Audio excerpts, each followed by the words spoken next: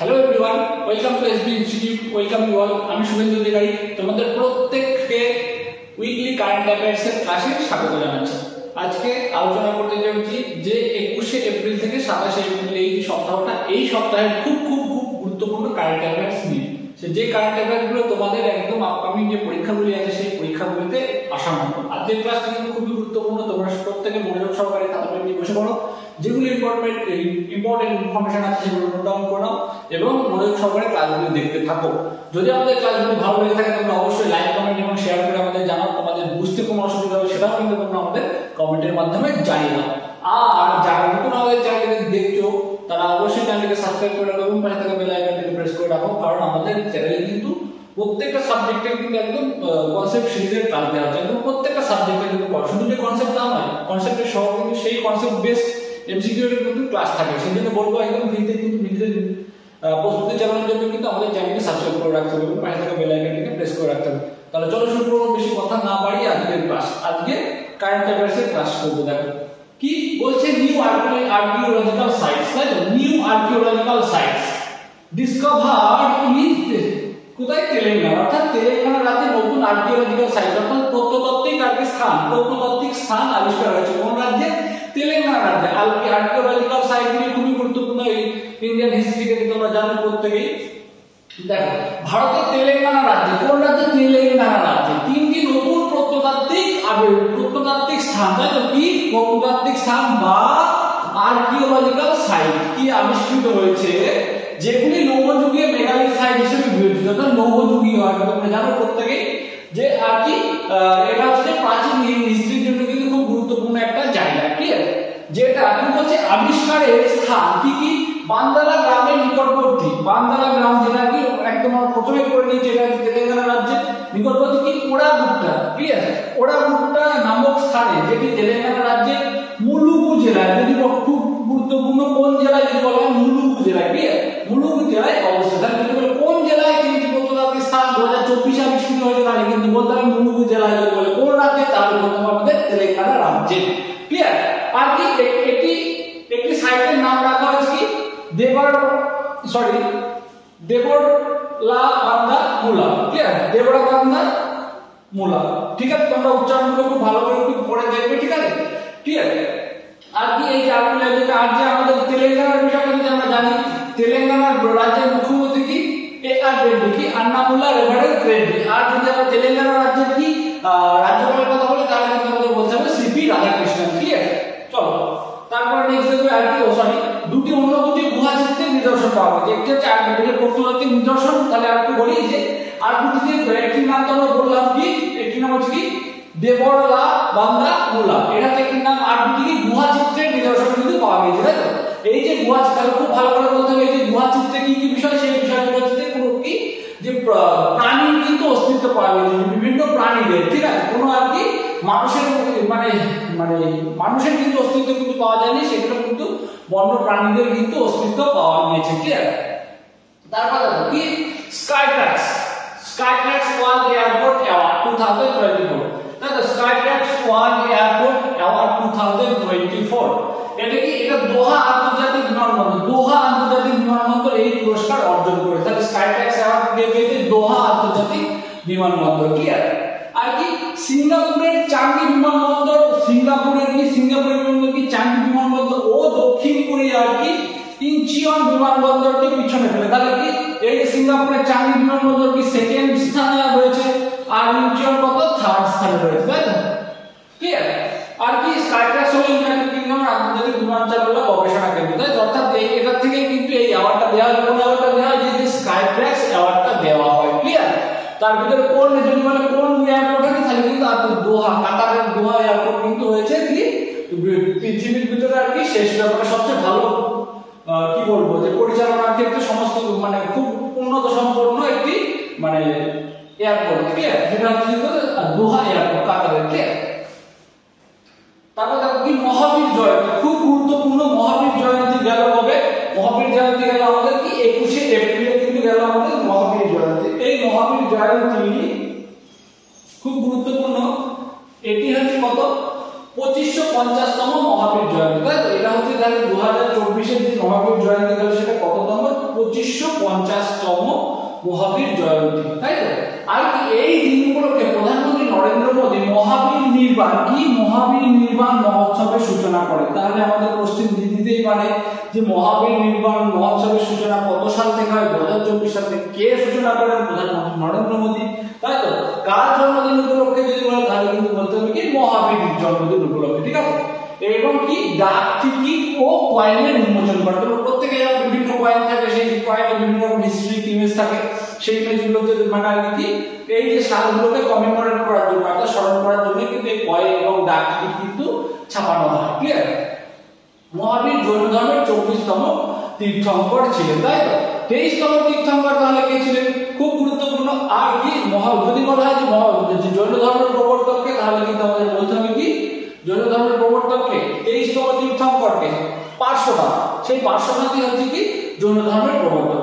আর কি 24তম তীর্থঙ্কর হচ্ছে কি মহাবীর, তাই তো? তাহলে 23তম হচ্ছে যে পার্শ্বনাথ, আর 24তম কি 24তম তীর্থঙ্কর হচ্ছে কি মহাবীর, তাই তো?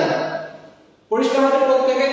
আর কি যে যদি বলা হয় যে প্রথম তীর্থঙ্করকে, সে কিন্তু ঋষভনাথ। তাহলে কি সেটা আমাদের মনে রাখতে হবে, ঋষভনাথ।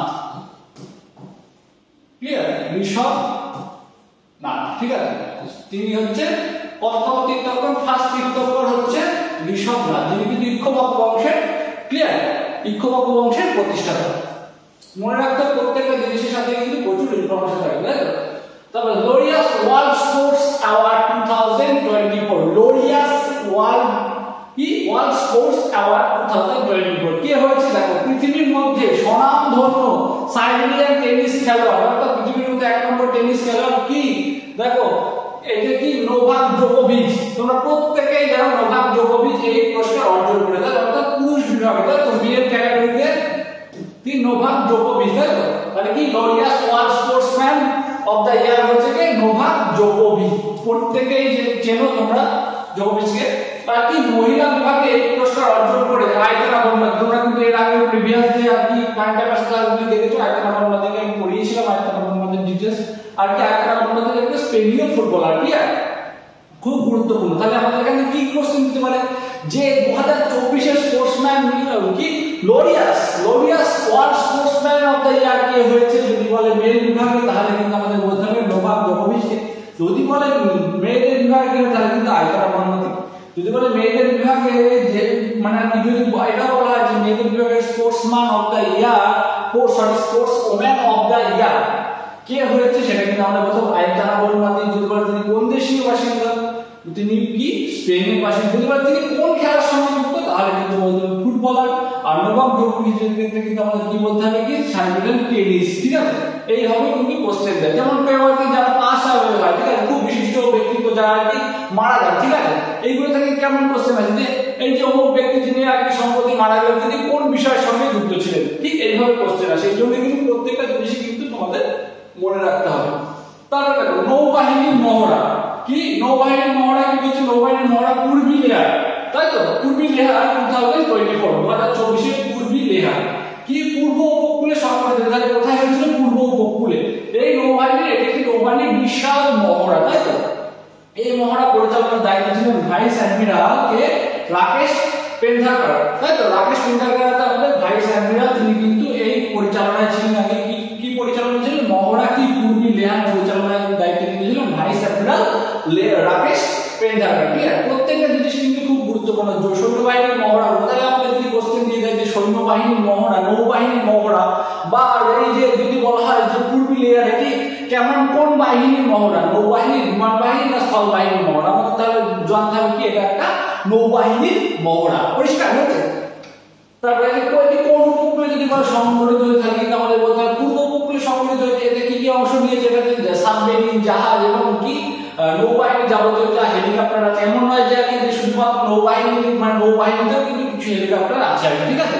সেগুলো নৌবাহিনীর বিভিন্ন কাজে, বিভিন্ন অপারেশনে কাজে লাগে, ক্লিয়ার? সেগুলো হচ্ছে কি এই যে মানে বাহিনীটার বিষয় তো নৌবাহিনী, কিন্তু তাদের মানে যা যা আর কি ট্রুপস আছে, সরি ট্রুপস না, যে ইনস্ট্রুমেন্ট আছে সেসব জিনিসপত্র কিন্তু তারা ব্যবহার করবে, যে ওয়েপন্স, সরি, এবং তার সমস্ত কিছুই কিন্তু এই যে পূর্বী লেহার থেকে লেহার এই মানে অপারেশন না, এটা একটা কি মহড়া আর কি সৈন্যবাহিনী মহড়াতে কিন্তু ব্যবহৃত হয়েছে, সাবমেরিন যাবতীয় যা সেগুলি সমস্ত কিছু আর কি উপকূলীয় সুরক্ষা ব্যবস্থা উন্নত করার লক্ষ্যে এই মহড়াটি অনুষ্ঠিত হয়। ঠিক আছে, তারপরে দেখো নিউ এনএসডিজি আমরা কি জানি প্রত্যেকের এনএসডি অর্থাৎ কি ন্যাশনাল সিকিউরিটি গার্ড কি অ্যাপয়েন্টেড, আর নতুন চিফ অর্থাৎ ডিজি কিন্তু নতুন ডিজি অ্যাপয়েন্ট হয়েছে আর কি। দেখো ন্যাশনাল সিকিউরিটি গার্ডে ডাইরেক্টর জেনারেল হিসেবে নিযুক্ত হলেন কি নলিন প্রভাত। নলিন প্রভাত উনি কি ন্যাশনাল সিকিউরিটি গার্ডের কিন্তু কি হয়েছে ডাইরেক্টর জেনারেল হিসেবে কিন্তু নিযুক্ত হয়েছে, যিনি দলজিৎ সিং চৌধুরী স্থলাভিষিক্ত হলেন। দলজিৎ সিং চৌধুরী কিন্তু বেশি দিন এই পদে ছিলেন না। ঠিক আছে, তাহলে কি হচ্ছে তার কার স্থলাভিষিক্ত দলজিৎ সিং চৌধুরী স্থলাভিষিক্ত কিন্তু হয়েছে, তাই তো নলিন প্রভাত। আর এনএসজি কি স্বরাষ্ট্র মন্ত্রণালয়ের অধীন, তাহলে এনএসজি কোন বিভাগ স্বরাষ্ট্র মন্ত্রণালয়ের অধীনস্থ সন্ত্রাস বিরোধী ইউনিট। এটা কি এটা একটা সন্ত্রাস বিরোধী ইউনিট। তাহলে প্রত্যেকটা জিনিস বোঝা গেল।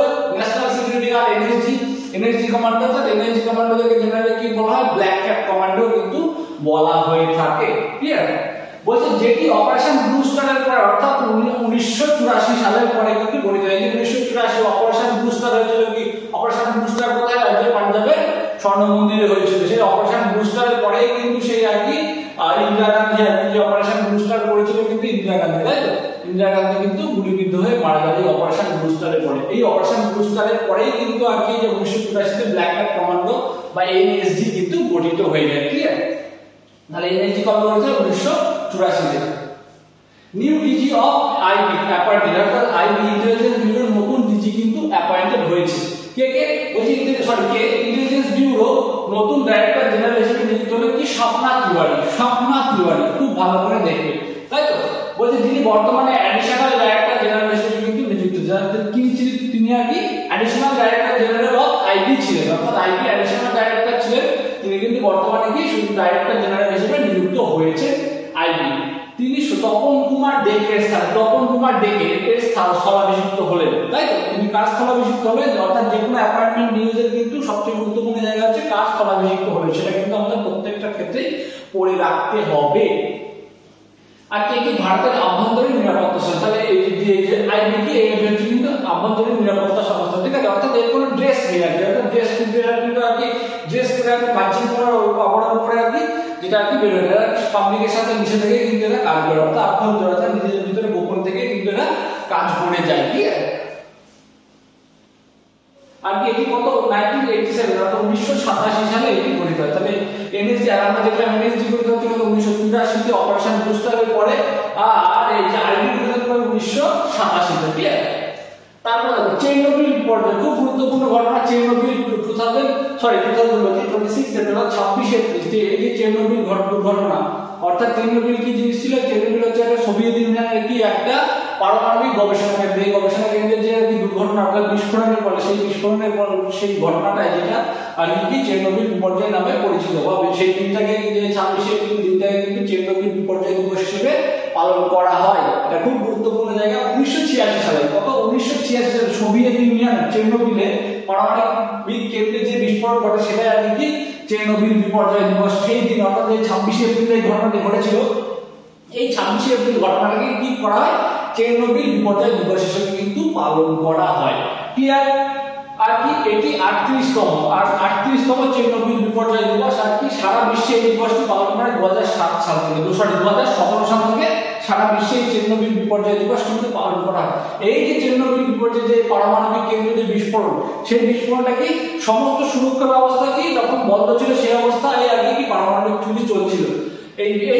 এই অবস্থাটা কিভাবে হয়েছিল, তারা যে কর্মরত যে মানে সেখানে যে 4 জন ছিল তারা যদি মনে করতে তারা কিন্তু এই চুল্লিকে কিন্তু বন্ধ করে কিন্তু এই বিস্ফোরণ কিন্তু আটকাতে পারতেন, কিন্তু তারা এই ঘটনাটি ঘটেছিল কিন্তু রাত্রি 1:30 নাগাদ। তখন কিন্তু এবার তাদের চুল্লি বন্ধ করার জন্য তাদের ক্ষমতায় বা তাদের এখতিয়ারে কিন্তু সেই কাজটি ছিল না। সেই জন্য তাদের ঊর্ধ্বতন কর্তৃপক্ষের কাছে কিন্তু তাদের পারমিশনের ব্যাপারটা পারমিশন নিতে হতো, কিন্তু সেই রাত্রি 1টায় কিন্তু তারা কিন্তু সেই পারমিশনটা নেওয়ার সাহস কিন্তু তারা কিন্তু করতে পারেনি। ক্লিয়ার, সেই জন্যই কিন্তু এই দুর্ঘটনাটা কিন্তু ঘটে যায়। ঘটনাস্থলে সেই 4 জনই কিন্তু মারা যায়, সেই 4 জনই কিন্তু মারা যায়। ক্লিয়ার, 4 জন কিন্তু ঘটনাস্থলেই মারা যান। টোটাল মারা যায় 31 জন, তাই তো? টোটাল কিন্তু পরে আস্তে আস্তে আস্তে যতই মানে আর কি বিষক্রিয়া সৃষ্টি হতে থাকে তারপরে কিন্তু লোকজন মারা যায় প্রায় 3,40,000 লোক, 3,40,000 লোক কিন্তু এই মানে বিষক্রিয়ায় কিন্তু আক্রান্ত হতে থাকে। যেটা হিরোশিমা এবং নাগাসাকিতে যে বোমা দুটি পড়েছিল সেই বোমা দুটির যে একটা বিষক্রিয়তা, সেই বিষক্রিয়ার প্রায় 25 গুণ বিষক্রিয়তাটা কিন্তু ছিল এই চেরনোবিল বিপর্যয় দিবসের সেই বিস্ফোরণে। ক্লিয়ার? এটা কিন্তু আমাদের মনে রাখতে পারে, যেটা এই চেরনোবিল কিন্তু বর্তমানে কিন্তু ইউক্রেনে অবস্থিত। ঠিক আছে? তারপর দেখো আজকে ওয়ান লাইনার আছে কিছু, কি কি রয়েছে প্রত্যেকটা জিনিস দেখো। ওয়ার্ল্ড লিভার ডে, তাহলে কি ওয়ার্ল্ড লিভার ডে কবে পালিত হচ্ছে? 19শে এপ্রিল হচ্ছে আমাদের কি ওয়ার্ল্ড লিভার ডে। আর কি ইংলিশ ল্যাঙ্গুয়েজ ডে কত? 23শে এপ্রিল। এই 23শে এপ্রিল কিন্তু এই 23শে এপ্রিল কিন্তু কি শেক্সপিয়ারের বার্থডে, তাই তো? শেক্সপিয়ারের বার্থডে কিন্তু এই 23শে এপ্রিল কিন্তু পালিত হয়। ঠিক আছে? আর 23শে এপ্রিলে কিন্তু আমার মারাও যায়। The international girls ICT day, তাই তো? ইন্টারন্যাশনাল গার্লস আইসিটি ডে কত তারিখে পালন করা হয়? এটা হচ্ছে আমাদের 25শে এপ্রিল। প্রত্যেকটা জিনিস কিন্তু মনে রাখতে হবে। যে তোমাদের মনে রাখতে এইসব যে কোন দিবস, এই দিবস কি পরীক্ষায় আসে? অবশ্যই আসে। তোমরা ফুড এসআই পরীক্ষা দেখলে হবে, ঠিক আছে? পরীক্ষা নিয়ে বিভিন্ন গবেষণা এখন বর্তমানে দেখা যাচ্ছে, কিন্তু তবুও তোমরা দেখবে বিভিন্ন দিবস প্রত্যেকটা পরীক্ষায় কিন্তু দুটো একটা দিবস থেকে কিন্তু কোশ্চেন দিয়ে যায়। তাহলে সেইগুলো আমরা যদি প্রত্যেকটা দিনকে প্রত্যেক দিন যদি আমরা একটু দেখে রাখি তাহলে কিন্তু আমরা প্রত্যেকটা জিনিস পরীক্ষায় করে দিতে পারবো। বলছে ওয়ার্ল্ড ম্যালেরিয়া ডে, এই ওয়ার্ল্ড ম্যালেরিয়া ডে ওভার পরীক্ষা এসেছে ওয়ার্ল্ড ম্যালেরিয়া ডে। ঠিক আছে? আর কি নেক্সট দেখো তারপরে কি আছে? পেঙ্গুইন ডে, পেঙ্গুইন ডে কত? 25 এপ্রিল, 25 এপ্রিল। তারপরে কি চেরনোবিল ডিজাস্টার ডে, এটা আমরা একটু আগে ডিটেইলস পড়লাম কি 26 এপ্রিল, তাই তো? Chernobyl disaster day. তারপরে দেখো world book and copyright day, world book and copyright day কি এই যে 23 এপ্রিলে পালন। এই কপিরাইট বিষয়টা তোমরা জানো কিনা জানি না, আমি বলে দিচ্ছি একবার, প্রত্যেকে যারা জানো না তারা শুনো। যে কপিরাইট মানে তুমি আর কি যে তোমার যে লেখা, তোমার যে সৃষ্টি বা তোমার উৎপাদিত কোনো জিনিস আছে, এক কথায় উৎপাদিত বলতে পারো ফ্যাক্টরি ইভেন্ট কোনো ব্যাপার তো না, যে লেখা ছবি ইত্যাদির ক্ষেত্রে কিন্তু কপিরাইট হয়। ঠিক আছে? যেটা তোমার সৃষ্ট বিষয় তারপরে তোমার কপিরাইট, তুমি যদি সেই বিষয়টাকে কপিরাইট করে রাখো তাহলে কিন্তু সেই বিষয়টা মানে সেই ছবি বা সেই লেখাটাকে কোনো একজনকে শেয়ার করা বা সেই তার যে সত্যটা, ঠিক আছে, সেই প্রফিটটা কিন্তু সে কেউ নিতে পারবে না। ঠিক আছে? সেটা কিন্তু তোমার কাছে আসবে। তোমার অর্থাৎ তোমাকে তার প্রফিট মানে তোমাকে তার শেয়ার না দিয়ে সে কিন্তু মানে সেই জিনিসটা থেকে উৎপাদিত যাবতীয় মুনাফা কিন্তু সে নিতে পারবে না। তোমাকে কিন্তু একটা পরিমাণ মুনাফা কিন্তু তাকে দেওয়া লাগবে। এটাই হচ্ছে copyright. Clear? International day of multilateralism and diplomacy for peace, এটা কত? 24শে এপ্রিল। তাহলে প্রত্যেকটা জিনিস কিন্তু খুব গুরুত্বপূর্ণ আছে এখানে। কিন্তু সবচেয়ে বেশি গুরুত্বপূর্ণ কি চেরনোবিল ডিজাস্টার ডে, সেটা হচ্ছে কত? 26শে এপ্রিল। ক্লিয়ার? তাহলে দেখো আজকে যে ক্লাসটি ছিল এই যে কারেন্ট অ্যাফেয়ার্সের আগে তোমরা প্রত্যেকটা ক্লাসের যে স্লাইডগুলো দেখলেই বুঝতে পারবে যে প্রত্যেকটা জিনিস কতটা গুরুত্বপূর্ণ। ঠিক আছে? এই জন্য বলবো প্রত্যেকটা জিনিস প্রত্যেকে নোট ডাউন করে নাও। সমস্ত কিছু পিপিটিতে লেখা থাকে না, তোমরা যেগুলো আমি বলছি সেগুলো কিন্তু নোট ডাউন করে নেবে এবং কিন্তু এই তোমরা কিন্তু কন্টিনিউ কিন্তু এই যে কারেন্ট অ্যাফেয়ার্স কিন্তু শুধু যে মুখস্থ করে হবে তা না, কিন্তু তোমাদের কন্টিনিউ চর্চায় রাখতে হবে। নাহলে কারেন্ট অ্যাফেয়ার্স কিন্তু খুব গুরুত্বপূর্ণ একটা জায়গা, তুমি যে পরীক্ষায় বলো। ঠিক আছে? সেই জন্য বলবো গুরুত্বের সঙ্গে প্রত্যেকটা ক্লাসই গুরুত্বপূর্ণ। কম্পিটিটিভ এক্সামের কিন্তু কোনো কমন হয় না, কোনো সাজেশন হয় না। আমরা যতই বলি এই জায়গাটা গুরুত্বপূর্ণ, এই জায়গাটা গুরুত্বপূর্ণ, অর্থাৎ কম্পিটিটিভ এক্সামের কিন্তু কোনো সাজেশন বা কোনো রকম কমন এরকম বিষয় কিন্তু হয় না। যদি যে যারা আমাদের ক্লাসগুলি দেখছো সেই ক্লাসগুলি তোমরা প্রত্যেকে দেখতে থাকো এবং কি যাদের আমাদের ক্লাসগুলি ভালো লাগে অবশ্যই তোমরা লাইক, কমেন্ট এবং শেয়ার করে আমাদেরকে জানাও। তোমরা যদি কোনো জায়গায় বুঝতে না পারো অবশ্যই কিন্তু কমেন্ট করে আমাদেরকে জানাও যে স্যার এই জায়গায় বুঝতে পারিনি, সেই বিষয়টা কিন্তু আমরা পরের দিন দিয়ে বা পরবর্তী ক্লাসে কিন্তু তোমাদের সেই কনফিউশনগুলো আমরা দূর করে দেবো। আর কি তোমাদের প্রত্যেকের কাছে আমরা বলবো যে আমাদের চ্যানেলকে সাবস্ক্রাইব করো এবং কি পাশে থাকা বেল আইকনটি প্রেস করে রাখো, যাতে আমরা ইন ফিউচারে তোমাদের জন্য ভালো ক্লাস প্রোভাইড করতে পারি।